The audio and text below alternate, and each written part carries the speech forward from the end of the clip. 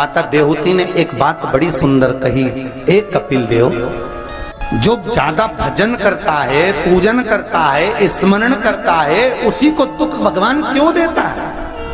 पड़ोसन कभी मंदिर नहीं जाती, अगरबत्ती नहीं लगाती, कभी किसी को 1 रुपया दान नहीं करती, वो तो खूब फले फूले। और हम तो सोमवार का व्रत करें, मंगलवार करें, एकादशी करें, द्वादशी करें, लोटा भर के पानी भी चढ़ाए, तो भी दुख हमें क्यों मिलता है? बोलो रे जी सही है कि गलत है? उसका उत्तर कपिल देव जी महाराज ने दिया, मां सुनो, जिस प्रश्न को आपने मुझसे करा, यही प्रश्न देवऋषि नारद ने भगवान विष्णु से करा था। यही प्रश्न भगवान विष्णु से देवऋषि नारद ने करा कि जो मंदिर जाए, देवालय जाए, पूजन करे, अर्चना करे, पाठ करे, स्मरण करे, दुख उसी को क्यों मिलता है? और जो कभी मंदिर नहीं जाए, भगवान का भजन नहीं करे, उसके यहाँ तो 4 चांद लग जाते, खूब लक्ष्मी भगवान देता।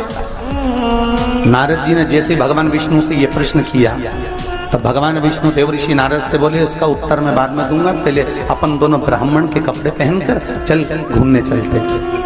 और देवऋषि नारद को ब्राह्मण के कपड़े पहना दिए, भगवान विष्णु ने ब्राह्मण के कपड़े पहन लिए, दोनों घूमने के लिए चल दिए। जाते जाते एक सेठ जी का दरवाजा मिला, एक बहुत बड़ा बंगला, बहुत बड़ा घर, और वहां जाकर भगवान विष्णु ने नारद जी से कहा, भूख लग रही है, कुछ मांग ले। सेठ जी क्या? नारद जी ने आवाज लगाई, भिक्षाम देही। सेठ जी निकल के बाहर आए, क्या है बाबा? हमें भूख लगी है, थोड़ा सा कुछ दे दीजिए।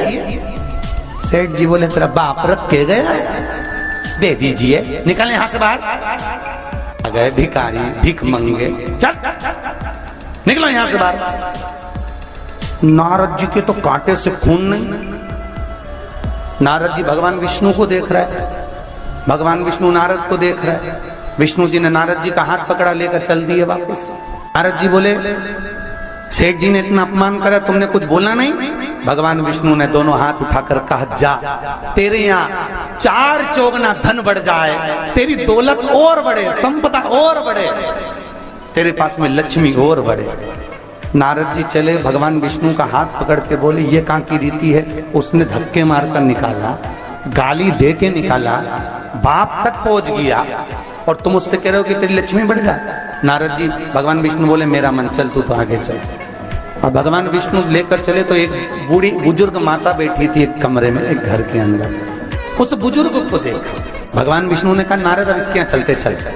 जाकर आवाज लगाई, माता जी भिक्षाम दे, हमें भूख लग रही है माता जी, कुछ दे दीजिए।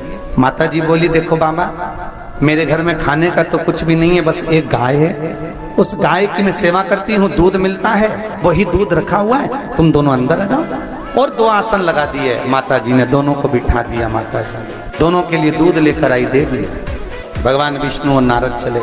नारद जी बोले, कितनी अच्छी माता है, बिठा के दूध पिलाया, पानी पिलाया, और बस सेठ जी ने धक्के मारकर निकाल दिया। भगवान आशीर्वाद दो इस बूढ़ी माता को। भगवान विष्णु ने दोनों हाथ उठाकर कहा, जा, तेरी गाय मर जाए। अब तो और कांटे से खून नहीं। भगवान देवऋषि नारद ने कहा, प्रभु तुम्हारा ये स्वरूप मुझे बहुत बुरा लगा। भगवान ने कहा, कौन सा स्वरूप? वो सेठ जी ने धक्के मारकर निकाला था, कहते हैं और लक्ष्मी बढ़े, और वो बेचारी गाय का दूध पिलाई और तुम कहते उसकी गाय मर जाए। हाँ। भगवान बोले, मेरा मन, तो तुमने ऐसा क्यों करा? भगवान बोले, नारद तू मेरी लीला नहीं समझता ना। नारद जी बोले, कभी समझूंगा भी नहीं, पहले बताओ ये क्यों हुआ, लीला जाने दो, मुझे तो ये बताओ।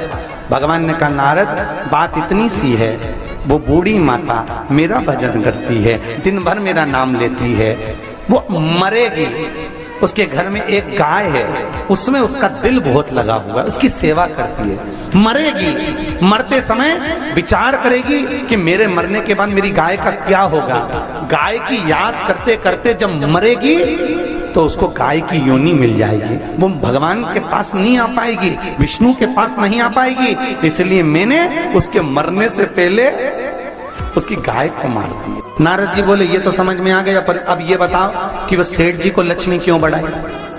भगवान बोले, नारद उसको धन से बहुत प्रेम है, मैंने लक्ष्मी इसलिए बढ़ाने का आशीर्वाद दिया कि वो लक्ष्मी को जोड़ जोड़ के इकट्ठा कर कर कर जब मरेगा, वो लक्ष्मी और पैसे के चक्कर में जब मरेगा तो आखिरी में मरकर सांप बनकर उसी दौलत पे बैठा रहेगा।